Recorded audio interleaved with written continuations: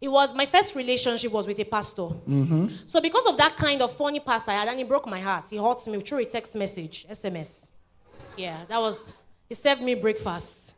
Yeah. So I could have said, since, a pastor broke my heart, I would not marry my husband. And I'd have been delaying my marriage. That's the truth. Because when I met my husband, funny enough, he wasn't a pastor. So on the long run, he now became a pastor. I said, we're quitting. Like we've not started a relationship. We've not started relationship. So she gave me a yes when I wasn't a pastor. Yes. Then when we were about to get married, I now became a pastor.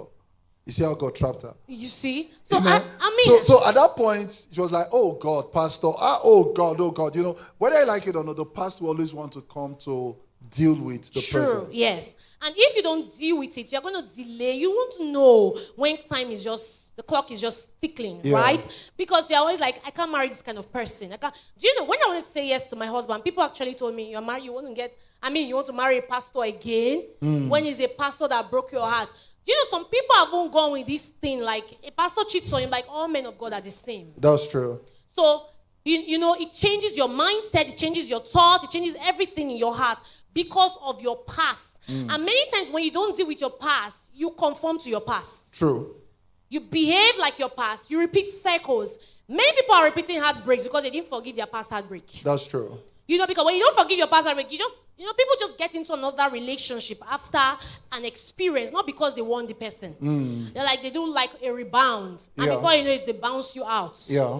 You do like a rebound, you get into a relationship, and before you know it, you keep on repeating, you're like, why is that in a full year, I've gone out with like 5 guys. I've gone out with like 5 ladies. Before you know it, 1 month after you're breaking up, and you're like, God, it's like I'm possessed. You are only dealing with a baggage you have not dealt with. True. You are dealing with something you have not bagged. And when you begin to deal with your past experience and you've not let go of it, it also carries a kind of atmosphere. Yeah.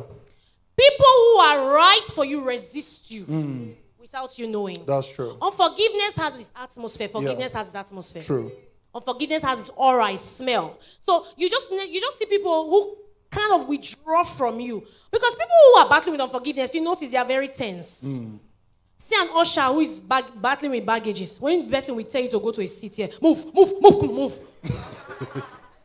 you're like, what's up? Are we quarreling? Who you take after? I said, move, you're distracted. Move. You're even trying to smile, but he said, who's smiling with you? That person, you don't know. It's not one problem. The person is dealing with a lot. Have you seen people that are walking on the road and mistakenly, you haven't apologized? And the person is like, do you know what you did? The person has given you your history.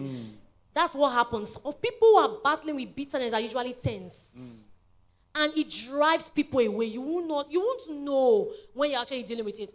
I could have as well said I was not going to marry. There was a time I dealt with it. I told myself I was never going to marry. I became a tomboy. Because why? I hated men with a passion. Because I saw the way my dad was beating my mom. So I never wanted to get married. And you know what? Because I now started dressing like a tomboy, because of where I was coming from, even when guys come to me, I hated them. Like, before they talk 10, I've talked many. As in, I've said a lot. I was driving away people. So when you don't deal with your past becomes your present. True. And even your future. True.